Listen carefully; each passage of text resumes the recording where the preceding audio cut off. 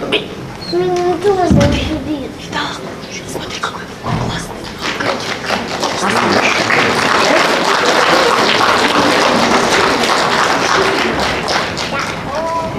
Здравствуйте. Здравствуйте. Ну что, собрались все? Вроде да. Хорошо. Здесь мы, наверное, долго останавливаться не будем. Прошу сразу перейти в следующий зал. Там у нас выставлены работы местных художников. Пожалуйста.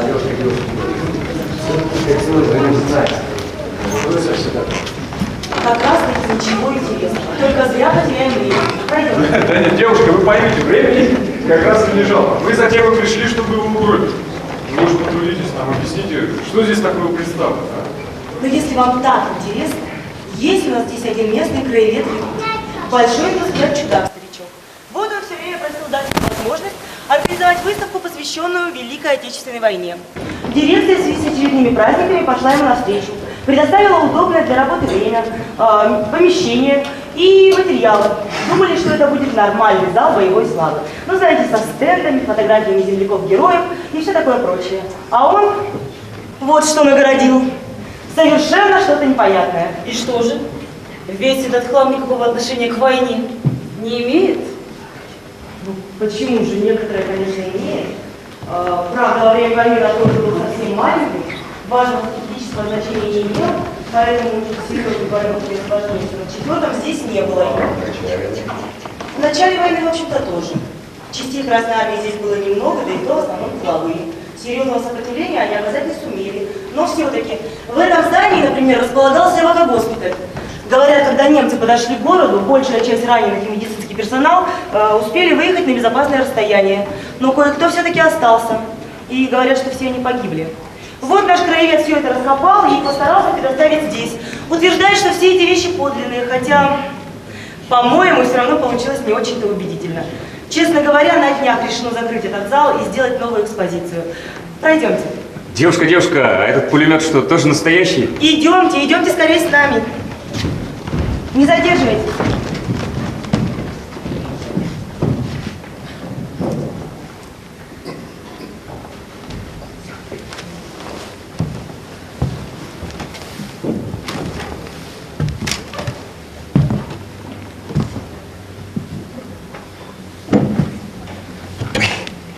Тяжелый-то какой, а?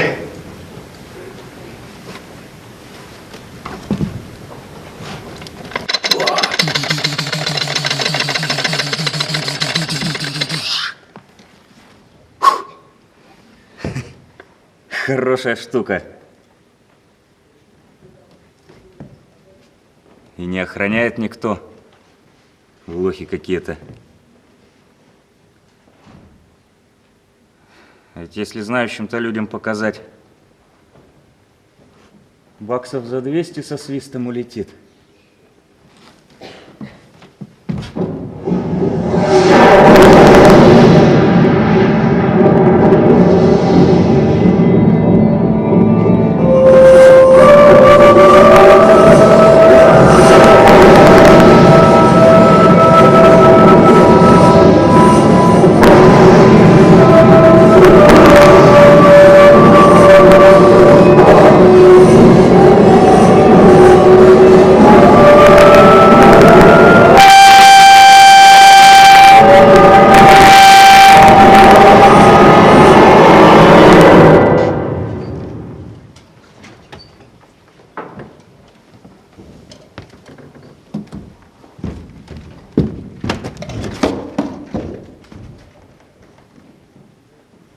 Это мой пулемет. Извини, приятель. Да просто решил посмотреть, настоящий он или нет. А то ведь вы, музейные работники, любите всякую туфту подсунуть. Это мой пулемет. Да ради бога, я что, претендую? Я так чисто из любопытства. Ой, а куда эта ленточка делась? Только что здесь была, честное слово, я ж сам перелезал. А ну стой, где стоишь! Руки поднимай! Ты чё? Я тебе говорю, поднимай руки, а то буду стрелять в тебя без предупреждения. Приятель, ты давай полегче, а? Ты что такой телебом поднял? Из-за этой железяки, что ли? Да мне она нафиг не сдалась. Пользуйтесь сами. А я в следующий зал знакомиться с творчеством местных художников. Так что несите дальше службу по охране общественного порядка, я пошел. Я тебе сказал, стой! Ты чё? Ты охренел совсем? Он что, заряженный? Вы вот так просто заряженные пулеметы разбрасываете? Ничего себе, музейчик. Последний раз тебе говорю, поднимай руки, иначе будешь мертвый. Все, понял, командир, понял. Вот так правильно. Иди. Теперь говори, оружие есть? Документы есть? Какие документы? Какое оружие? Откуда у меня оружие? Я же сюда не на разборки бандитские пришел, а к истории прячется. Теперь говори, кто такой. А ты сам-то кто такой? Сначала ты будешь говорить. Быстро говори, кто такой и как здесь появился. Ладно, не нервничай. Дмитрия меня зовут. Крушинский Дима. Временно безработный. Сюда попал через дверь. Шел мимо, смотрю, вывеска «Музей». А мне до автобуса еще целый час. Ну, я и зашел. Купил билет и зашел. Билет вот он, кстати. Вот, можешь посмотреть.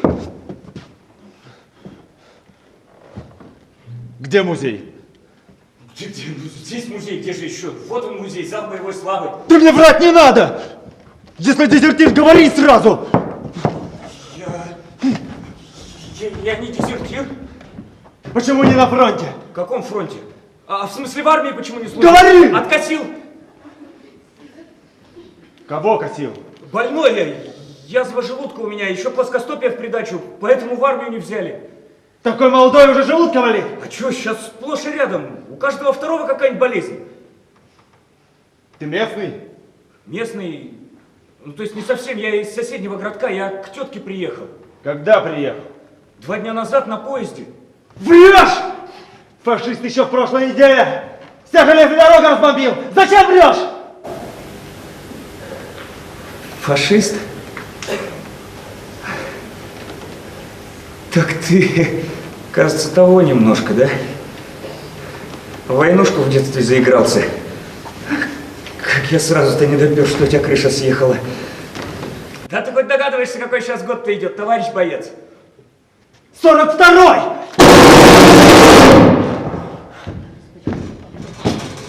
Юлай, что здесь происходит? Почему такой страшный грохот? Ты что, стрелял? Так точно, товарищ военврач 2-го ранга. Стрелял! И что случилось? Дезертира поймал. Дезертира? Какого дезертира? Да вон он лежит. Ты его застрелил? Нет, еще. Напугал немножко. Болтал он сильно. Плохой у него язык. Поганый язык. Мамаша, послушайте. Вы-то, надеюсь, нормальные? Этот псих контуженный постоянно с пулеметом на меня кидается. Вы позовите кого-нибудь, милицию, что ли? Этот парень конкретно вальтанутый. Так вы что, тоже? Вы заодно, что ли? Молчи пока. Я ничего не понимаю. Я тебе сказал молчать. Потом понимать будешь. Подожди, Юлай. Объясни, как он здесь оказался. Не знаю, товарищ военврач 2-го ранга. Я во двор вышел, Ну? немного дрова нашел, вам на костре похлебку погреть. Кругом тихо, все, наверное, ушли уже. Потом немец из пушки стрелять стал, сильно стрелял. Один снаряд даже рядом упал, ухо оглохло совсем. Потом сюда вернулся, он здесь, пулемет руками брал, документов нет, слова непонятные говорит, ну я его и Он поймал. во время обстрела сюда зашел. Да как нет, товарищ военврач 2-го ранга. Я все время за входом следил, никто не заходил. Не знаю, как он здесь очутился. Ну, давай у него самого спросим. Говори! Да что говорить-то? Я в музей зашел, к экскурсии пристроился, хотел пулемет поближе рассмотреть. И тут вот этот чудик при баба-башке. Не чудик! Не чудик, а боец Красной Армии Юлай Сайдашев, понял? Понял. А ну повтори. Боец Красной Армии Юлай Сайдашев, который уперто верит, что сейчас идет 42-й год.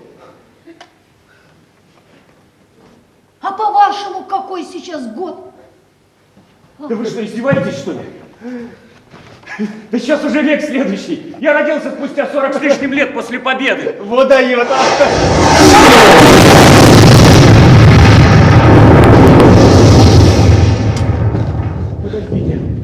Не накрыло. Прямо во двор попал, сволочь. Близко немец. Да, плохо. Думаю, часа через 2-3 они уже здесь будут. Боюсь, не успеет за нами машина прийти. Успеет, товарищ военврач второго ранга. Вот он. Успеет. А если не успеет, то мы сами уйдем. Ногами. Бросимся и уйдем. Да давно бы уже ушли. Ой, ведь медикаментов-то сколько осталось. Одеяло не все увезли. Ну это ладно. Главное, документы. Все документы здесь остались. Видишь, сколько бумаги? Нет, никак нельзя бросить, Юлай. Ждать будем. Подождите, подождите, люди! Товарищ военврач второго ранга, а где Настя? Внизу готовится, а то мы тоже всю эту канцелярию в одно место сбьем, чтобы сразу, как только машина придет, загрузиться. Господи, успеть бы! Подождите, Вот. Товарищ военврач, а вы покушайте пока. Похлебка вкусная. Ой, да. Ну, много тушенки бросил. 2 суток же не ели, совсем голодный, а? Да-да, ничего не успела, как всегда. Ой. Да нет, я не хочу, потом. Ты сам-то ел? Ел, конечно. Что же? Сейчас действительно 42-й. Война. Немцы.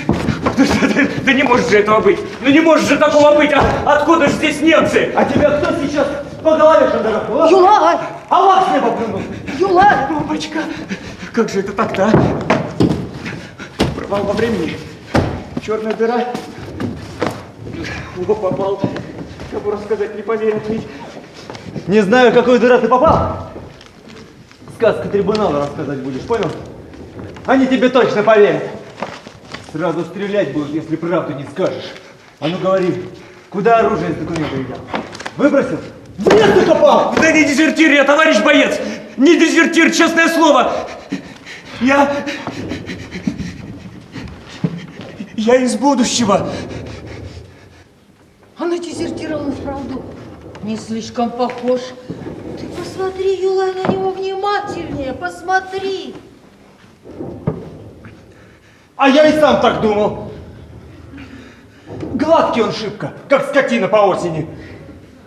Дезертир-то он голодный, паршивый, глаз бегает, сам себя боится. Сразу слезу пускает, когда поймают. А этот сам на меня кричал, как полковник. Нет, не дезертир. Ну, конечно, никакой я не дезертир. Ну, с какого ж фронта мне бежать, если у нас фронта нет? Он шпион. Я сразу догадался, говорить только не хотел.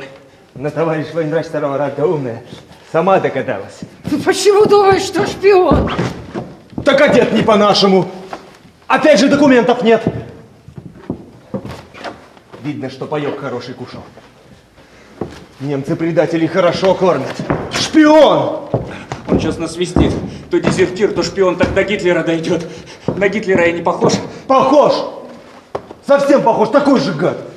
С другой стороны, ну подумай, Юлай, был бы он шпион. Его бы одели как следует в нашу форму, да с заплатами. И поголодать с недельку заставили. Документами бы нужными тоже обеспечили, чтобы подозрений-то меньше было. А так, ну, странный какой-то шпион получается. Любой встречный во враги его зачислит. Вот, послушай умного человека. Дезертир нет. Шпион нет. Тогда кто такой? Ой, да мало ли сейчас людей случайных по дорогам бродит.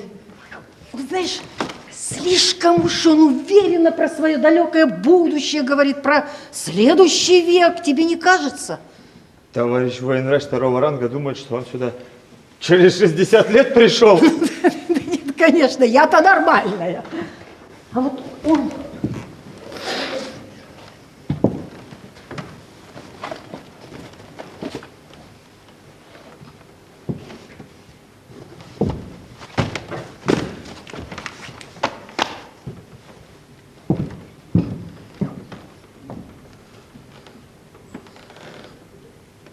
сожалению, с психиатрией я знакома весьма поверхностно. Ну, где-то читала, что шизофреники могут быть очень убедительными, отстаивая свою манию. То есть посторонний может даже не заподозрить, что разговаривает с душевно больным человеком. Так он псих? Ну, стопроцентной уверенности, конечно, нет, но очень похоже. Может быть, психиатрическую больницу где-то разбомбили? А? Или сам из какой-нибудь семьи ушел? А? Повезло тебе. Значит, я приду. Кто попал? Хотя псих это лучше, чем шпион. Эй, еще одно слово скажешь, убью. Лидия Николаевна, здесь после раненых много грязного белья осталось, не успели постирать. Его тоже в мешки складывать? Нет, не нужно. Успеть бы главное увезти. Ну, тогда я почти все собрала. Настя, а ты покушай пока. На столе похлебка стоит. Сам делал. Вкусно. Спасибо, Юлай. Ты никогда про бедную девушку не забудешь. А это? Кто? Да вот, Юлай тут задержал наше отсутствие одну интересную личность. Псих он. Голова болит. Здрасте, девушка. Настоящий псих? Представляешь, он утверждает, будто попал сюда из будущего, из следующего века. Как интересно. И что же он говорит? Как там люди будут жить в следующем веке? Ты знаешь, мы его, в общем-то, и не спрашивали. Нормально там все будет. Нормально, меня лично вполне устраивает. Да? А тогда скажи, когда мы принца победим? Война долго будет? Как сказать, в 45-м закончится. В мае. Прямо в Берлине и кончится. Флаг над Рейхстагом подымут. Салют устроят и все такое. Весело, в общем, будет. Это что же получается? Еще 3 года ждать. Так долго. Ну, я бы рад пораньше, да ничего не поделаешь. История, придется потерпеть. Ты не слушай его, Настя. Мы раньше победим. Сейчас только немного накопим силы, как дадим фрицу по башке. Через полгода война кончится. Ну, может, через год. Точно говорю. Ага, перед войной вы тоже так же говорили. Будем бить врага на чужой территории. Красная армия всех сильней. Товарищ Сталин самый мудрый, самый дальновидный. И что теперь, сами видите, где ваш Сталин оказался? А ну заткнись, собака! Товарищ военный второго ранга. Это не псих. Это главный диверсант. Сюда послали пропаганду делать. Кто может про товарища Сталина плохие слова говорить? Только шпион. Враг народа. Разрешите его стрелять, товарищ военный второго ранга. Да ты что, очумел совсем, что ли? Что я такого сказал-то? Это сейчас просто временные трудности. Дальше все пучком будет. И войну выиграем, и народное хозяйство восстановим. Под руководством товарища Сталина. Ну, успокоился? Нет! А теперь говори, когда коммунизм победит. Ну! Ну, сразу трудно сказать. Такого дня ведь не было, чтобы всем по радио объявили: товарищи, с сегодняшнего дня настал полный коммунизм. Постепенно же все делалось. Ждали, пока народ дозреет, благосостояние возрастет до беспредела. Про деньги все совсем забудут. Потом только-то... Туда-сюда хвостом не виляй. А ну говори честная правда. Я правду говорю. Стоять! Стоять на месте, не двигаться!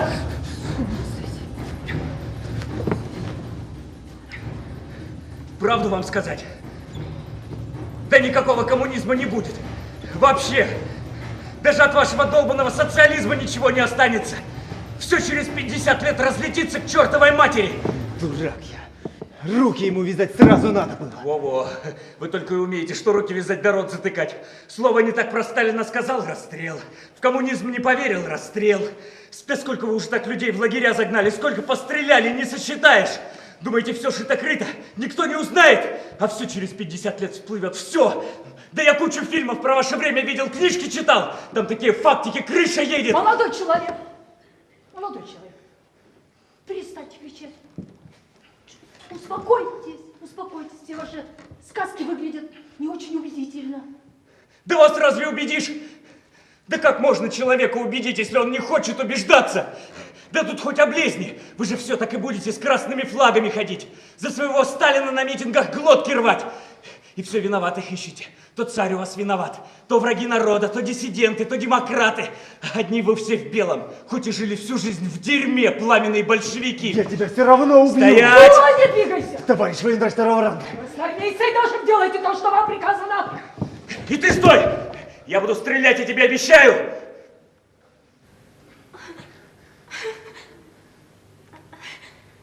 Послушай, ты же говорил, что ты из будущего. Я следующего века, правильно? Ну? Ну, так, что же выходит? Я гожусь тебе в бабушке. Да нет, не лично тебе, а так вообще. Если подумать, ведь так получается-то. Ну, допустим, а что смешного? Так в кого же ты собираешься стрелять-то? Или у вас в будущем стреляют в собственных бабушек? Да при чем здесь бабушки? Да если не я вас, тогда вы в меня. Вы же меня уже просто так не отпустите. Такое же не прощается. Так пулемет же у тебя в руках. Иди. Кто же тебя с пулеметом-то задержит? Вот дверь. Иди.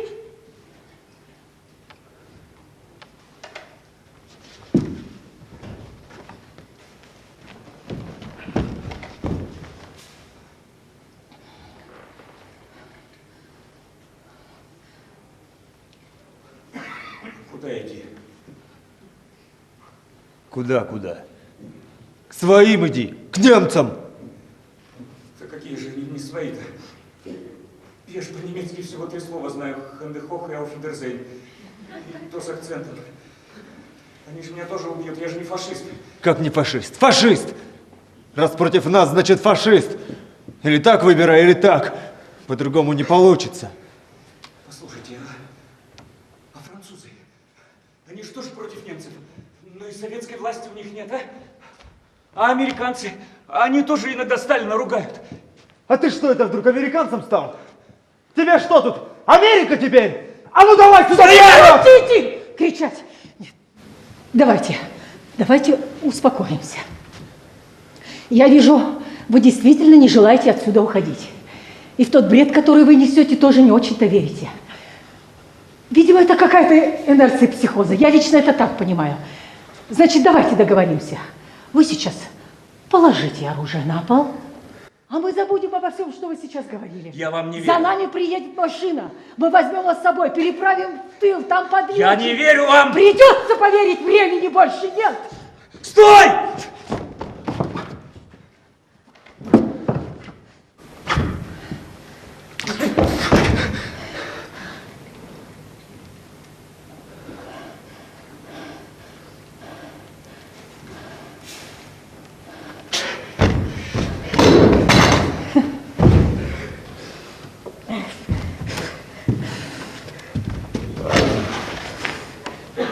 Делайте со мной, что хотите.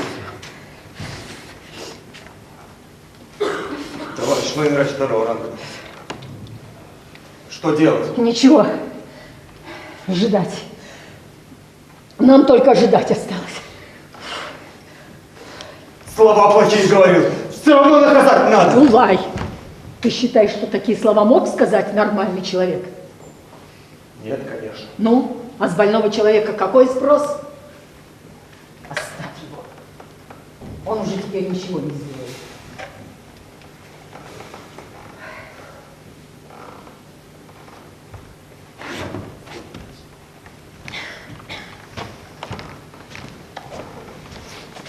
А вам, если у вас еще осталось, ну, хоть капля разума, я советую впредь молчать.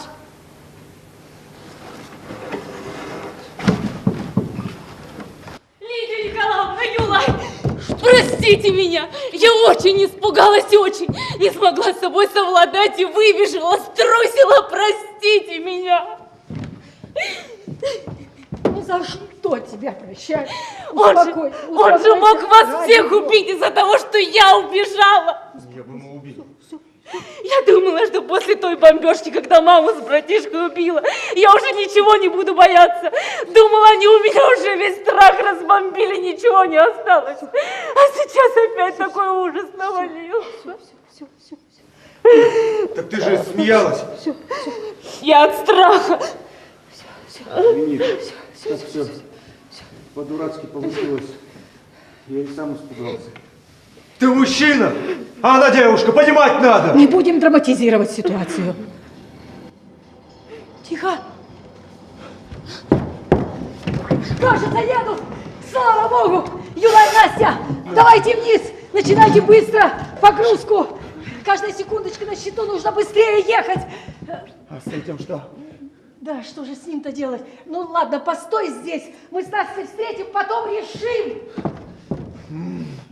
Опять из-за тебя все дело стоит. Да ладно, ты и так хреново. Сначала нужно кое-в чем разобраться.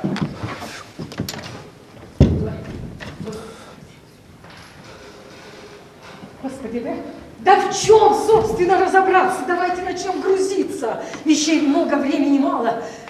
Если будет нужно, в дороге поговорим. Вы, кстати, не представились.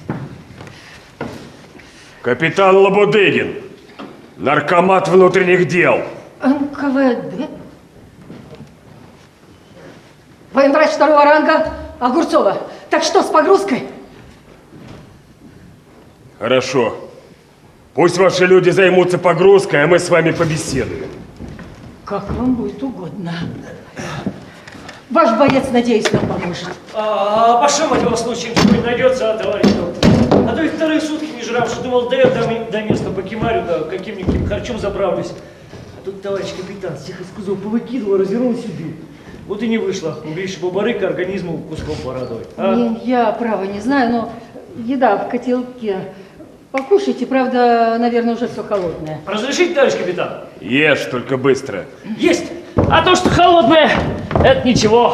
По холодку и зубы шибче бегут. А может, у вас еще и спиртика для сугрева найдется, а? Бабарыка! Забываешься. Виноват, больше не повторится. А это что у вас за клоун? Почему так странно одет? Почему вместе со всеми не пошел грузить вещи? Видите ли, здесь странный случай произошел. Этот человек появился здесь буквально за час до вашего приезда. Вероятно, он психически ненормальный. Что значит вероятно? Во всяком случае, он утверждает, что попал сюда из будущего. Из будущего? Да.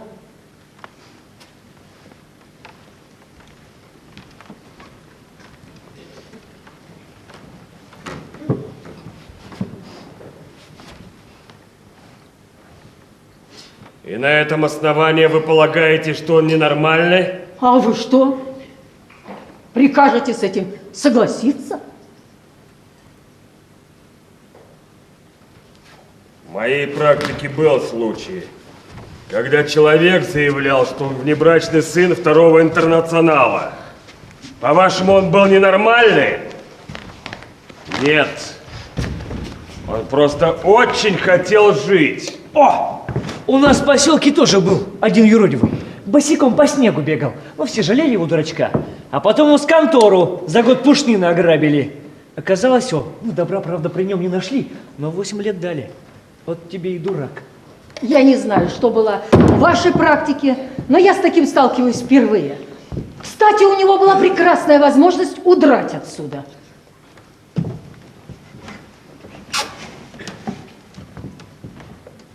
Почему не удрал? Не знаю, видимо, некуда ему идти. Может быть, может быть. С другой стороны, зачем Магомеду идти к горе, если гора сама на всех парах сюда двигается? Я не понимаю. А кто этот боец с перевязанной головой? Капитан, давайте сначала определимся. Извольте отвечать, товарищ военврач второго ранга. Вы не смеете мне приказывать.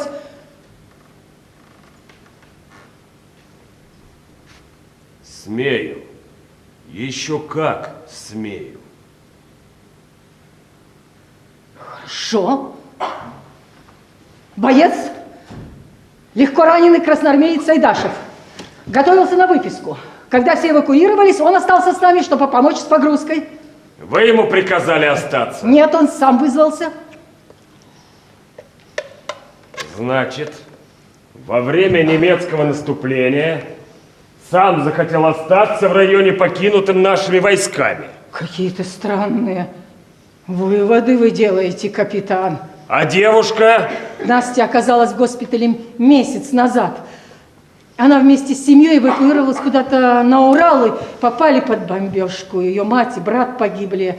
Прибилась к нам, так и осталась. Сейчас делает раненым перевязки, ну и все остальное. В общем, это наша медицинская сестра. У нее были документы? По-моему, были. То есть вы не уверены? Вы видели тела ее погибших матери и брата? Вы что говорите? Она вся черная была от горя. Неделю есть не могла. Да мы же ее еле отходили. Ну, вы... Значит, не видели. Странная у вас тут подобралась компания. Знаете, все это говорит не в вашу пользу. Что значит не в мою пользу? Вы на что намекаете, капитан? Как ваше имя и отчество? Лидия Николаевна? Лидия Николаевна, сколько сегодня утром в вашем распоряжении было машин и подвод? Катастрофически мало. Катастрофически мало для чего? Для эвакуации раненых пришлось их чуть ли не штабелями укладывать. Кто более-менее мог ходить, ушли сами. Но этого транспорта вполне бы хватило, чтобы вывезти все документы, которые у вас валяются, как ненужный мусор, как пустые, ничего не значащие бумажки.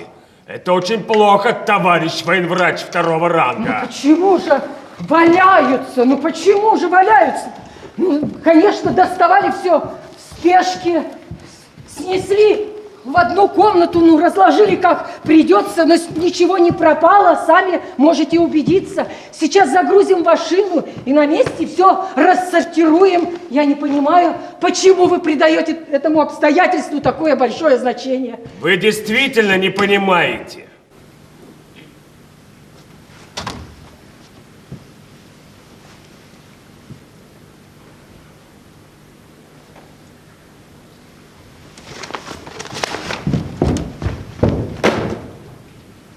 Безусловно, эти документы очень важны. Будь у меня такая возможность, загрузили бы все сразу, поверьте, я бы и сама здесь не осталась. Но пришлось выбирать между ранеными, беспомощными людьми, которые могли пропасть, и вещами с бумагами. И вы, как человек гуманный, отдали предпочтение беспомощным раненым людям. Зачем вы мне задаете эти ненужные вопросы? Лидия Николаевна, вы который месяц на фронте? Второй. Правда, не совсем на фронте, около фронта. Госпиталь считался тыловым. Но все так быстро переменилось. Все равно, вы должны были уже понять, что значит для полка его знамя. Простите. Да при чем здесь знамя полка? Можно ведь посмотреть на знамя, как на кусок выкрашенной тряпки.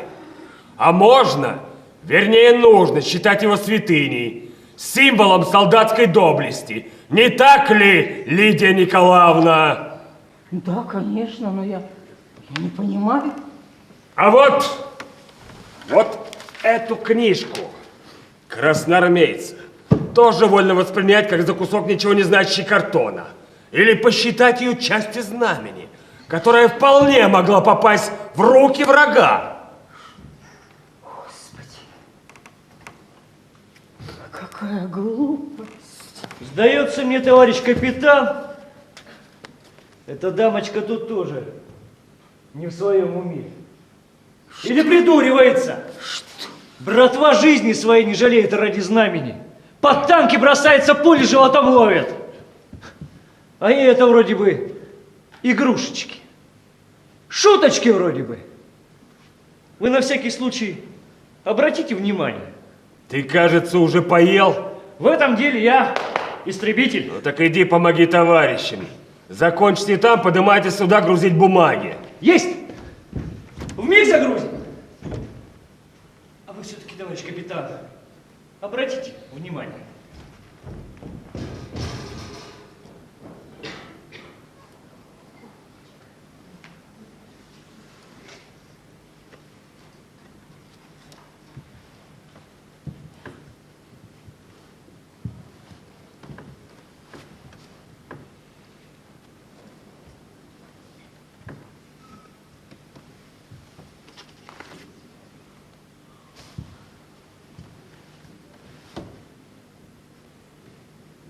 Вы ждете, что я сейчас буду оправдываться.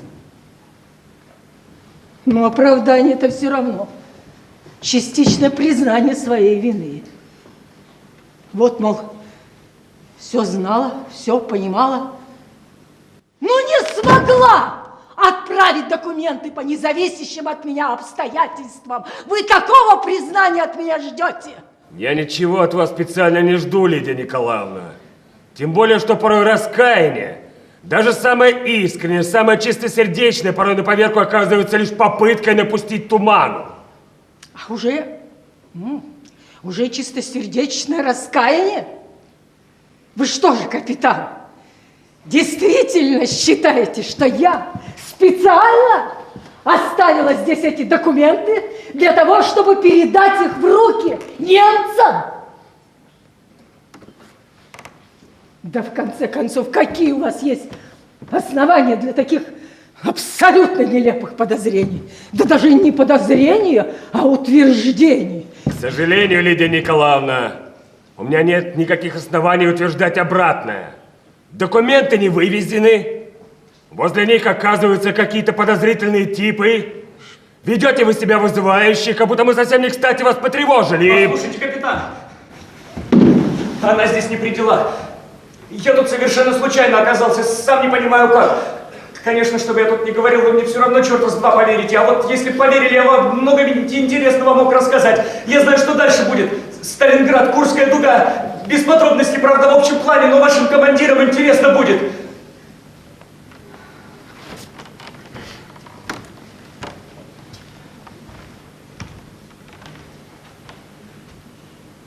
До сих пор ты вел себя умно. Я за тобой наблюдал. Ты молчал и почти не двигался, и правильно делал. Потому что если бы ты дернулся чуть резче, то я тебя сразу пристрелил бы. Ты меня понял? Понял. Рассказать что-то интересное ты еще успеешь. Потом. У нас будет время разобраться. Да, я считаю это лучшим вариантом. Приехать и во всем разобраться с вашим начальством, потому что с вами, как я поняла, разговаривать бесполезно. Вы какой-то, непробиваемый, как сундук. Вы хотели сказать, как там? Что хотела, то и сказал.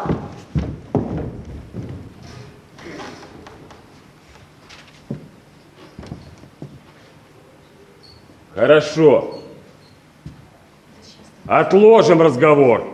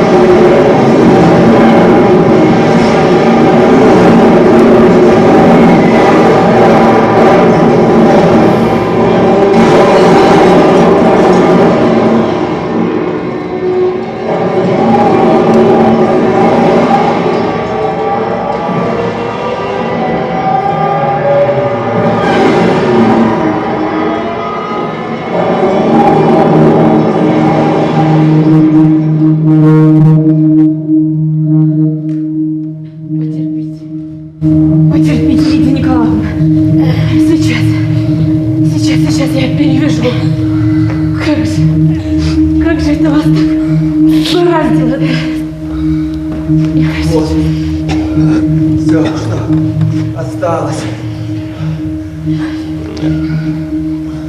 Снаряд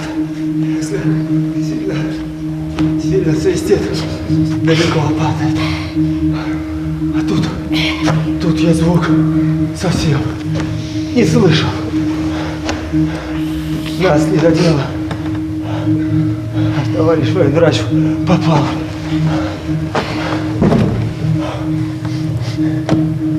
Плохо.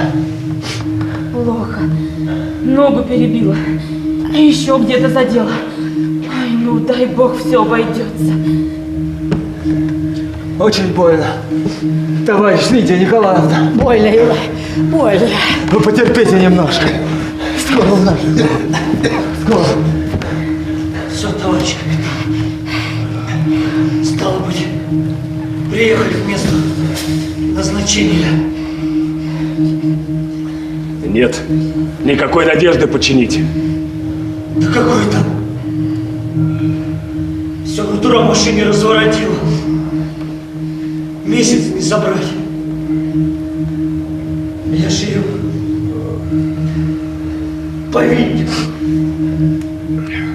по железочке. Суки! Что делать будете, капитан? Что делать? Фрид через полчаса здесь будет. Врача в охапку. И уходим. Правильно я говорю, товарищ капитан? Нет. Документы нельзя оставлять. Документы? А как же теперь? Нас же ведь здесь всех прихлопнут. Ура, крикнуть не успеем. Уходить надо, товарищ капитан. На себя грузить будем. Сколько можно? Далеко ли ты груженым уйдешь, Джигит? Да еще есть раненый. И вон, еще одна обуза. Да придурка, давно в расход отправить пора. Нет, эта проблема не решит. Вы сейчас меня опять в чем-нибудь заподозрите, но мне уже все равно. Капитан, не делайте вид, что в этих продаттестатах и историях болезни содержатся какие-то страшные секреты. Они абсолютно никому не нужны. Зачем вы людей на смерть ради этой бумаги оставляете? Это глупо, капитан. Забирайте всех и уходите. Время еще есть. Ой, меня можете оставить здесь. Я уже не жилец. Почему? Меня не только в ноги ранило. Еще один осколок в животе сидит. Ой, не с такими ранами выживали. Вы забываете, капитан, что я врач. Впрочем, если не доверяете, боитесь, что я достанусь фашистам, чтобы совесть чекистская потом не мучила, можете меня застрелить прямо сейчас. Да что вы такое говорите, Лидия Николаевна? Мы без вас не уйдем. Прекратить истерику! Я вас прошу.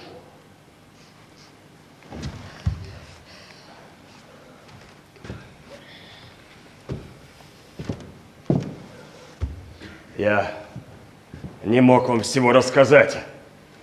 Да и сейчас не имею права. Но, видно, по-другому не получится. Лидия Николаевна, 2 дня тому назад в районе деревни Малявина, это в 50 километрах отсюда, была задержана немецкая диверсионная группа. Слава богу, не всех сразу удалось убить. Кое-что удалось выяснить. Так вот, кроме всего прочего, месяц тому назад в наш район они забросили другую группу. При переходе линии фронта она попала под жестокие обстрелы, выжить удалось лишь одному. Его серьезно ранило.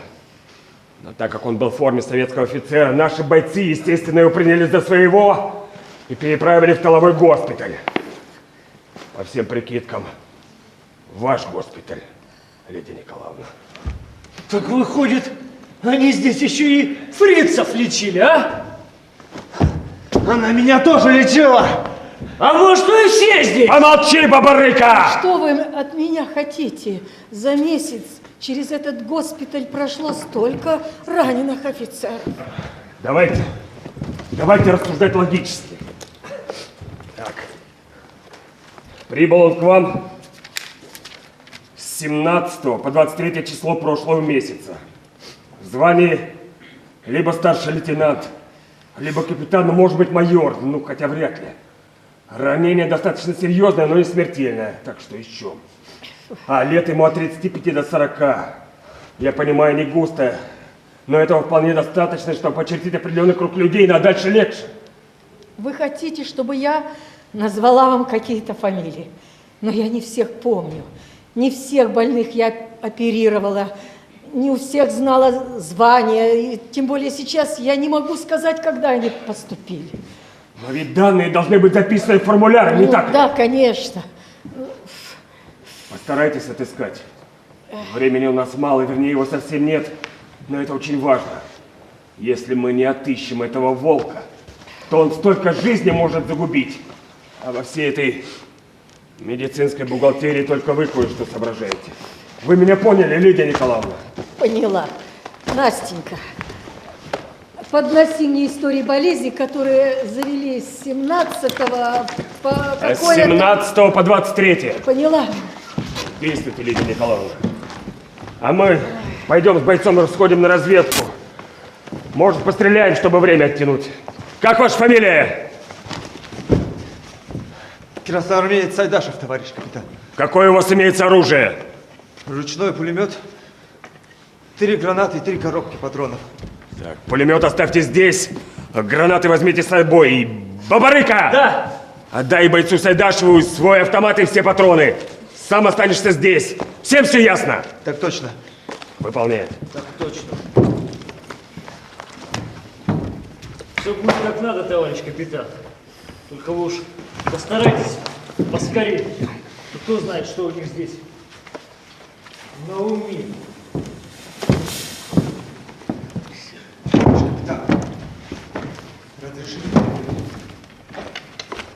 Не больше.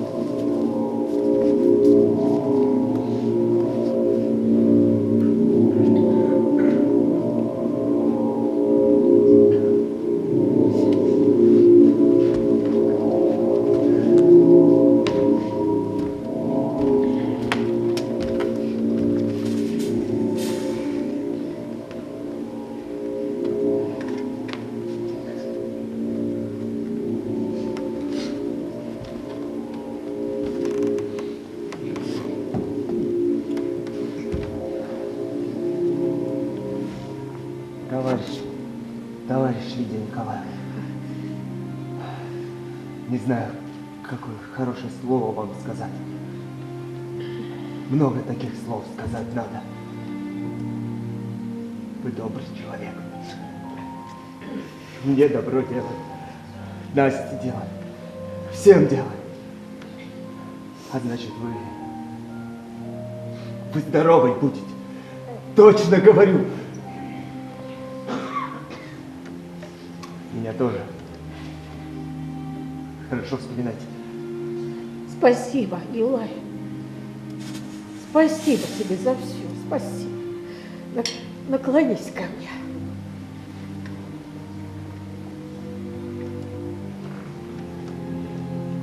Теперь иди, сынок.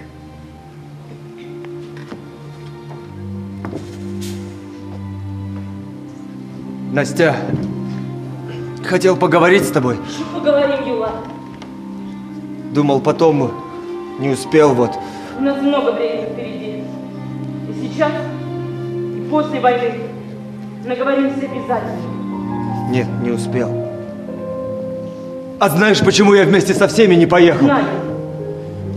Из-за тебя. Знаю, Юлай. Я была рада, что ты остался из-за меня. Очень рада, поверь. меня ведь теперь два близких человека. Лидия Николаевна и ты. Ты правду сказала? Правда. Конечно, правда. Ты ведь мне теперь родной, Юлай. А почему раньше не говорила? Вот, сказала.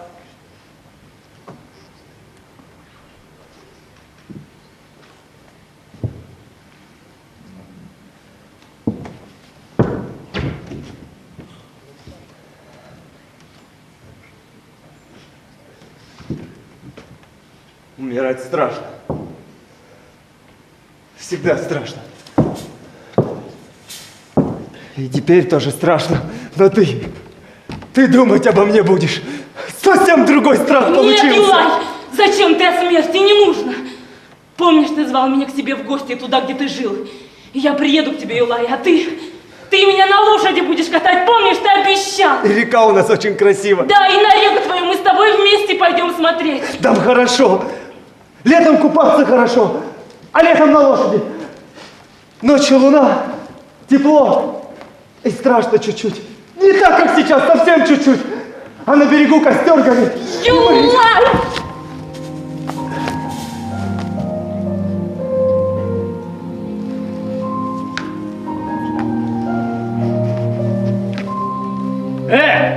Не увлекайтесь! Нашли время шуры-муры разводить. Боец Айдашев, на выход!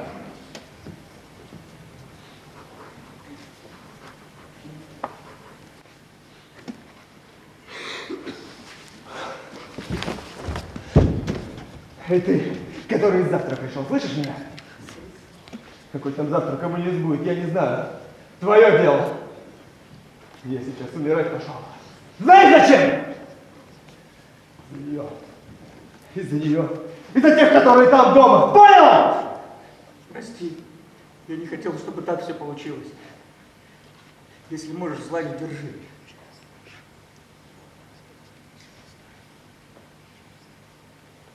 Ладно. Прощайте.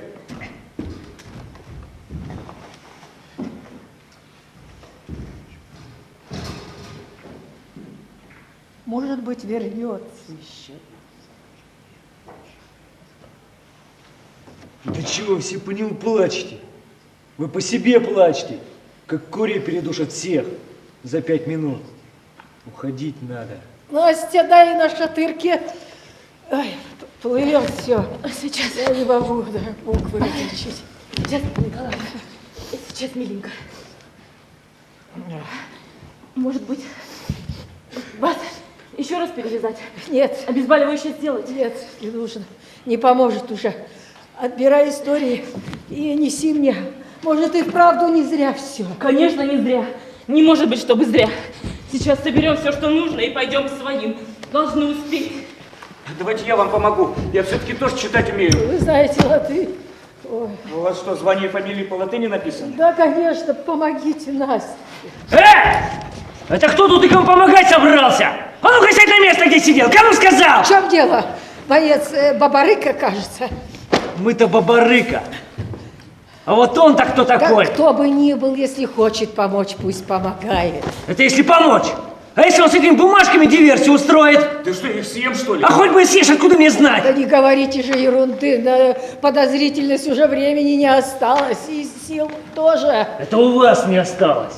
А у нас еще осталось. А ну, убрал руки от бумажек, кому сказал? Боец Бабарыка, я вам как старший по званию приказываю замолчать и не мешать сортировке.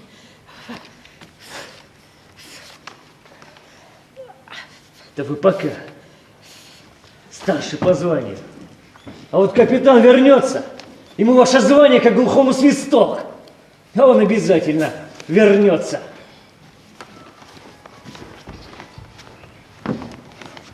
Первого Вас расстреляют за срыв задания. Это мы еще посмотрим, кто здесь и кого расстреляет. Вы, кажется, спирт у меня спрашивали. В соседней комнате среди пузырьков поищите. Там оставалось. А как я его там найду? По запаху. Опыт, вижу, есть. Ну-ну. Ладно. Разбирайтесь здесь сами. Но только учтите, если что, стреляю без предупреждения. А капитан вернется. Разберемся.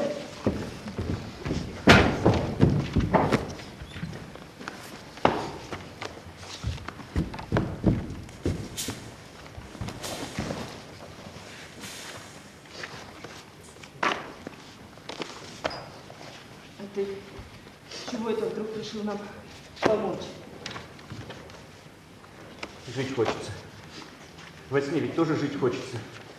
Да и потом, почему бы своим не помочь? Мы тебе теперь все-таки свои. Свои. Это я вам чужой. Не верите? А ты бы сам-то поверил? Не знаю. Нет, наверное. Здесь истории двух сержантов не нужно. Несите только офицерские.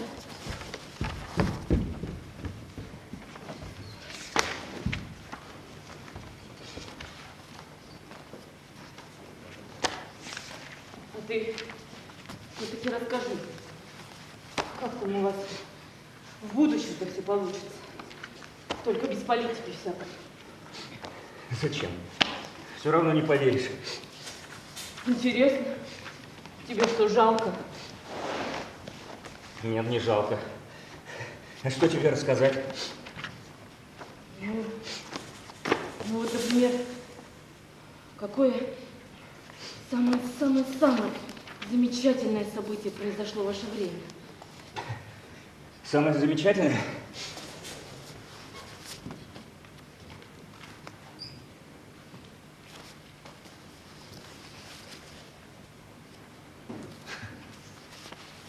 Не знаю.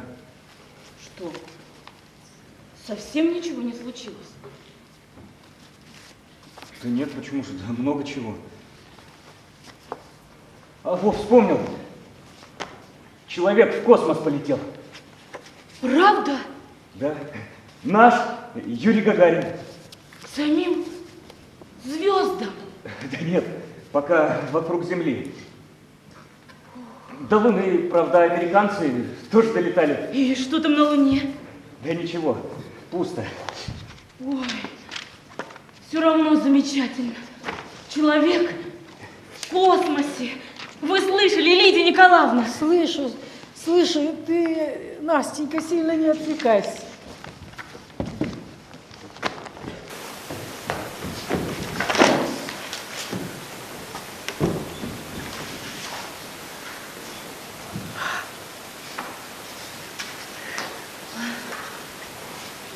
Еще один вопрос. А болели у вас там, наверное, все победили, да? Люди только от глубокой старости умирают. Да, победишь их. Одни вылечились, сразу другие появились. Спит, например. Всех косит, только успеваю уворачиваться. Кто такое спит? Ну, зараза такая. Ну, вроде сифилиса или холеры. Ну, никто вылечить, в общем, не может. Да и остальных инфарктов хватает. По пьянке многие кончаются. Не, слишком долго тоже не живут. Странно, да? Космос и пьяная смерть. Ты не думаешь, что все же такие алкаши? Есть и которые нормальные, спортом там занимаются, науку двигают, книжки читают. Это кто что выбрал. А ты что выбрал? Ты ничего еще не выбрал. Так. Школу кончил, ботинок стал в институт засовывать. А мне влом. Полгода в институте протусовался, слинял. Решил почелночить, тоже не получилось. Сейчас хочу в охрану податься, одному жлобу в офис караулить. Там посмотрим. Я не совсем поняла, что ты сказал. Кто такой ботинок? Почему он тебя засовывал? Да и вообще. Ну, ботинок, ну, батя, значит. А засовывал? Ну, потому что сейчас в институтах двери узкие. Исключительно пачка денег раздвигаются. Да и нафиг мне нужно это образование. Как? Да вот так, не хочу и все.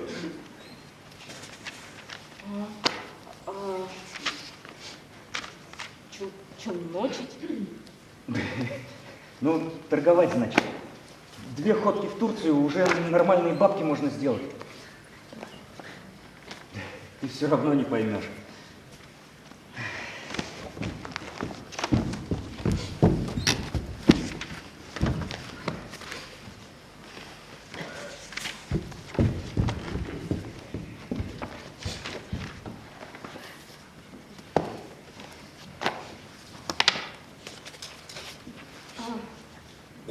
А любовь? Что любовь? Ну, любовь осталась? Конечно, осталось. А куда же она денется? Вечером зайдешь на дискотеку? Танцы, по-вашему. Снимешь, с девушкой познакомишься, и вся любовь.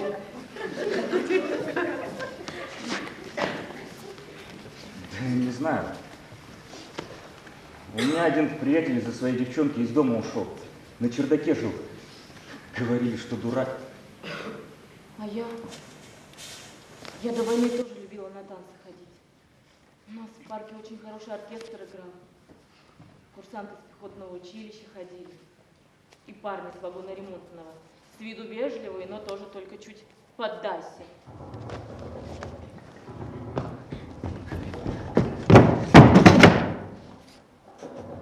Где? Где-то стреляет. Это в конце улицы метров 400 отсюда. Совсем близко, а? Дергать надо, а? Это Юлай. Господи, помоги нам всем. Да что Господа ждать? Самим думать надо. Уходим, я говорю. Что? Вот, отобрали 2. Все посмотрели. Да, почти все. Вот одна пачка осталась. Плохо, можем не успеть. Да точно не успеем, товарищ капитан. Отрываться надо. Сколько вам еще нужно времени, Лидия Николаевна? Не знаю, не решайся. Бабарыка, бери пулемет и дуй к нашему бойцу на подмогу. Держите этих штук до последнего, ну хотя бы еще минут 20. Да куда? Куда, капитан? Что там с этим пулеметом дело, а? Капитан, уходить надо, уходить, капитан. 15 минут, потом отходите, все выполнять. Ну ты что, капитан, ты что, не понимаешь? Что это все, амба, нас сейчас здесь всех положат. Я не хочу, капитан, я помирать не хочу. Помирать никто не хочет. А ты перестань, капитан. Ты перестань. Мы сейчас здесь все ляжем. И ты ведь тоже орден не успеешь заработать. А если успеешь, то зачем тебе мертвому орден? Мертвому уже ничего не нужно. Ты послушай, капитан, послушай. Вот тебя здесь не было, а я слышал, как они здесь говорили про свое светлое будущее. Хорошо у них там в будущем. Будут жрать, спать, в институтах, твою мать, по выбору учиться. В космос летать. А я тоже, капитан, понимаешь? Я тоже хочу в будущем жить. Да будущее кому-то зарабатывать нужно. Кто я? Вот я должен этому Харьку будущее зарабатывать. Своим горлом простреленным. И не ему, и не себе, а своим детям! Ты перестань, капитан! Перестань! Красивые слова говорить! Проще нужно быть! Понимаешь, капитан? Проще! Бросай ты их здесь с этими бумажками и уходим отсюда! Ну кто проверит, капитан, а?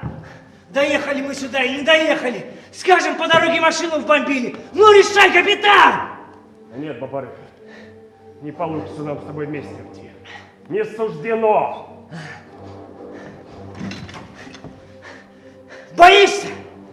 Скажи честно, а? Боишься, капитан? Тебе приказ дали, Чтоб ты без этих бумажек не возвращался? В случае неповиновения крышка, да? Ведь ты ж нас здесь, поэтому всех подыхать оставляешь. Ты же о себе думаешь. Сука, а! Или тебе приказ дали свидетелей не оставлять? Да, капитан? Ну так ты скажи! Скажи! Я же помогу капитану! Николаевна! Лидия Николаевна! Ну, товарищ военврач! Она не дышит никак. Чего, а? Лидия Николаевна! Ну вот! Еще один свидетель меньше! Решай, капитан!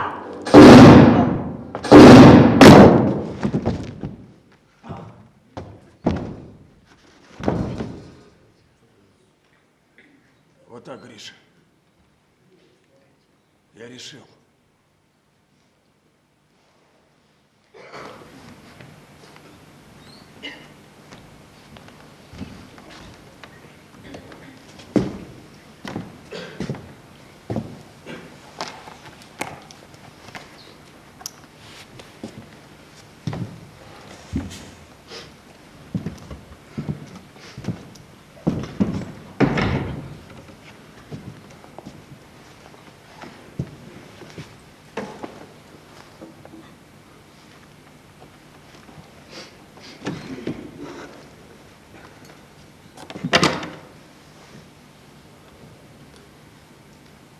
Вот. Она еще одну карточку отобрала.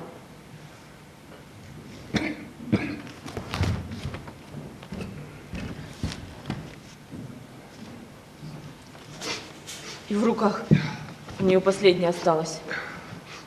Давай я тоже сюда.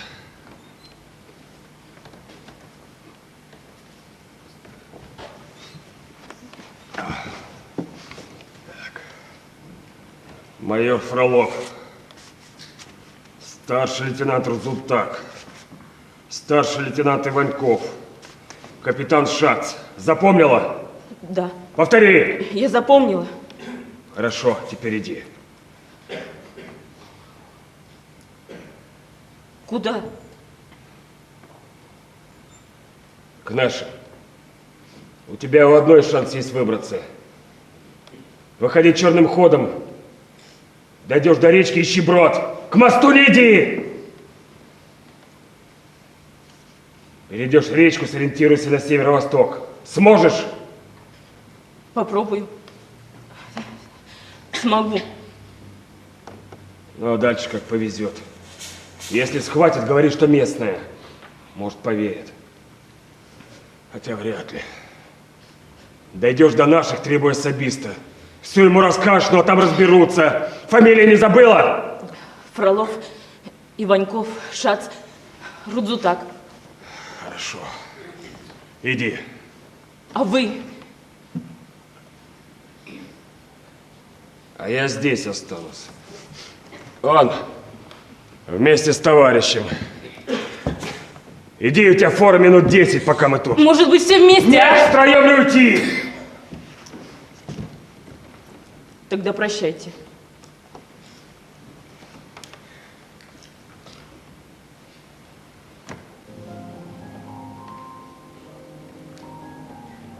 Прощайте, Лидия Николаевна. Простите меня за все.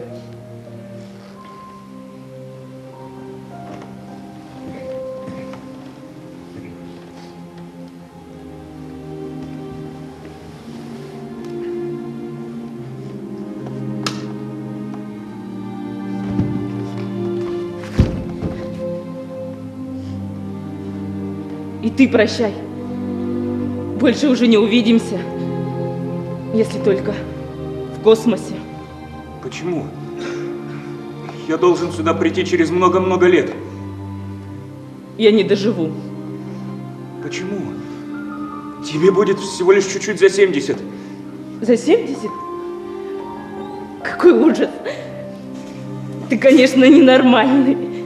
Ты, конечно, псих. Но я тебе верю. На выход! Прощайте. Если дойдешь и выживешь, дай о себе знать.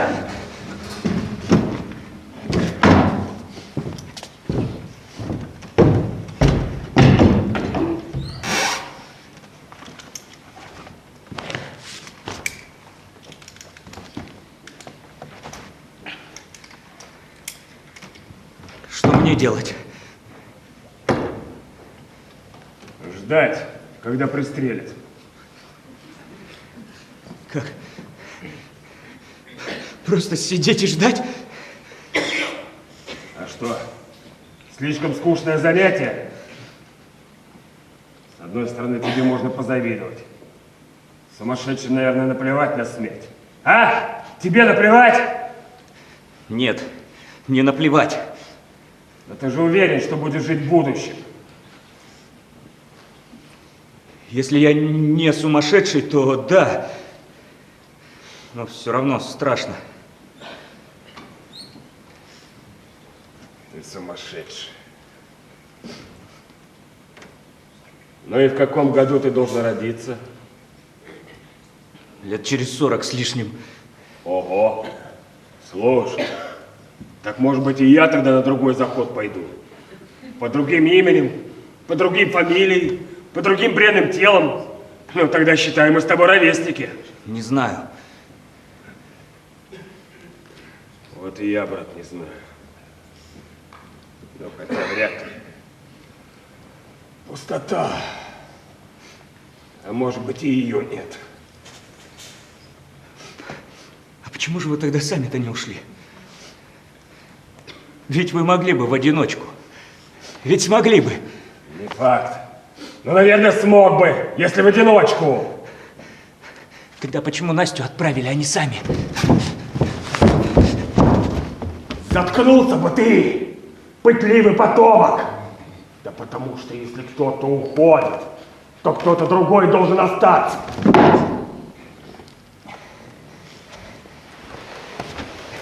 Пожалели, что ли?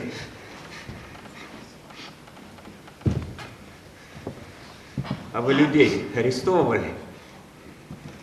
Зачем тебе это? Я слышал, в ваше время особо никого не жалели. Правильно слышал. Стреляли без суда. И это было.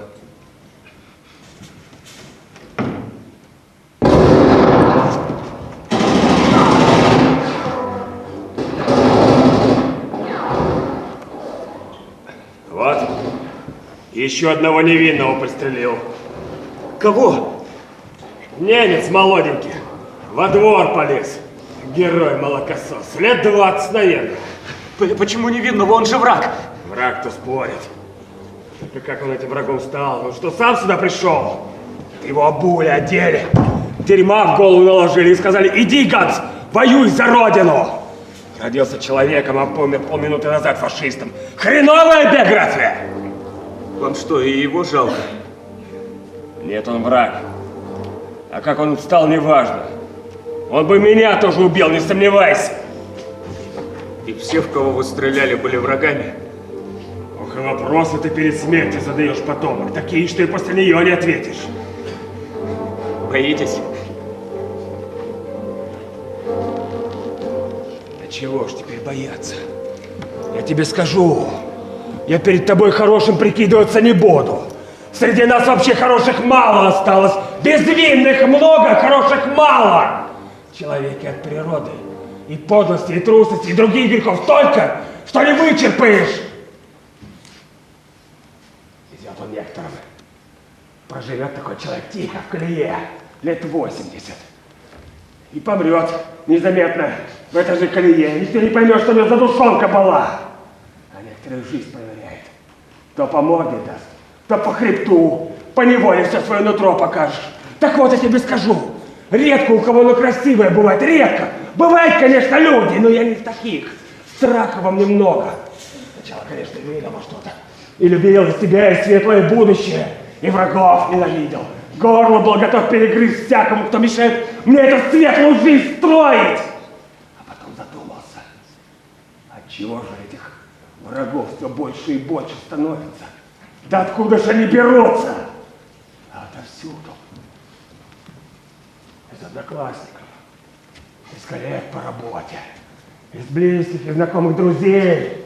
Задумался и страшно стало. Выходит, что следующим врагом я сам должен быть, понимаешь? Раз я об этом задумался, значит, я враг. А если кто-нибудь догадается, что мне конец? И вот, чтоб никто не догадался, я стал этих врагов все больше и больше уничтожать. Они боятся и друг на друга доносы пишут, а я боюсь, и эти доносы в дело пускаю. Врагов все больше и больше, а самому застрелиться сил не хватает. Война началась. Думал, легче будет. А тут уж все понятно. Тут ты, там враг. Да только вдруг какой-нибудь лейтенантик наш по пьянке ляпнет что-нибудь не то, и тебе его через колено ломать приходится. Правда от него добиваться, которую он и сам не знает. Вот так-то. Да я себя не оправдываю. Крови нам немного, да поздно мне уже оправдываться. Только вдруг под конец перед самим собой честно захотелось быть. Может, хоть этой девчонке повезет. А? Потомок? Не знаю. Вот и я, брат, не знаю.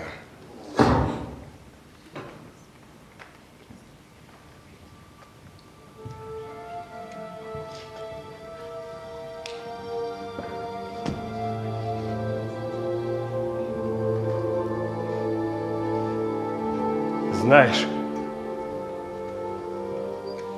а я ведь чувствовал, что придет кто-то перед смертью. Вот такой, как ты. А может быть, ты придуманный. А может быть, и нет тебя вовсе. Может быть, можно еще что-то сделать, капитан? Нет. Разве что покурить успеем.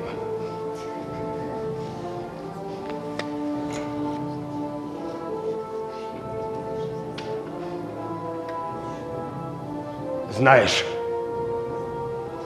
я когда людей на смерть посылал, всегда думал, смогу ли я ее по-мужски принять.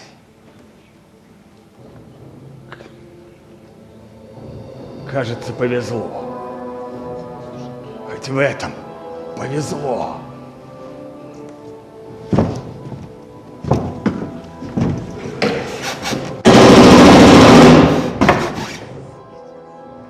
Товарищ капитан! Товарищ капитан! Товарищ капитан!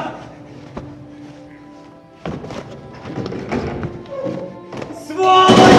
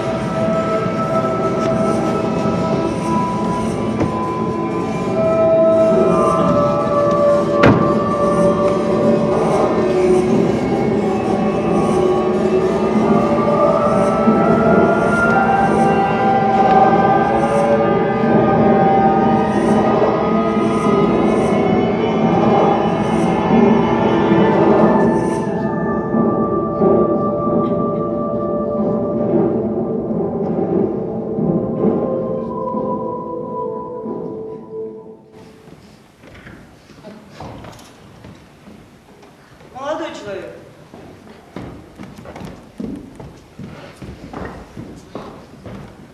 Вы что там делаете?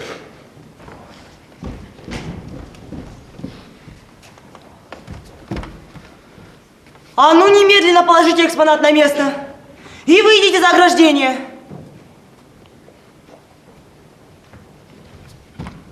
Эй! Я вам говорю, положите на место. Осторожно. Он заряжен. Что еще за шуточки? Я только что из него стрелял. Это же муляж. Как муляж?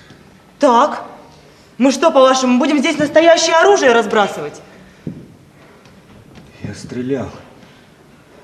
Перестаньте мне голову морочить. И вообще, давайте спускайтесь. Спускайтесь, спускайтесь. Что вы тут делали вообще? Последняя экскурсия ушла 2 часа назад. 2 часа назад? Да. И что ж здесь было? Для чего? А немцы? Какие немцы? Послушайте, молодой человек, у вас вообще с головой все в порядке? Да. Да, все в порядке. Я не псих. Просто я из прошлого. Оно и видно. Послушайте, не убирайте эту экспозицию. Почему? Не убирайте и все. Пожалуйста. Да на что она вам всем так сдалась? Нет здесь ничего ценного. А это что такое? Кто это написал? Что? Ну вот же написано. Я дошла, Настя. Что? Что там написано? Я дошла, Настя. Она дошла. Она дошла. Она дошла.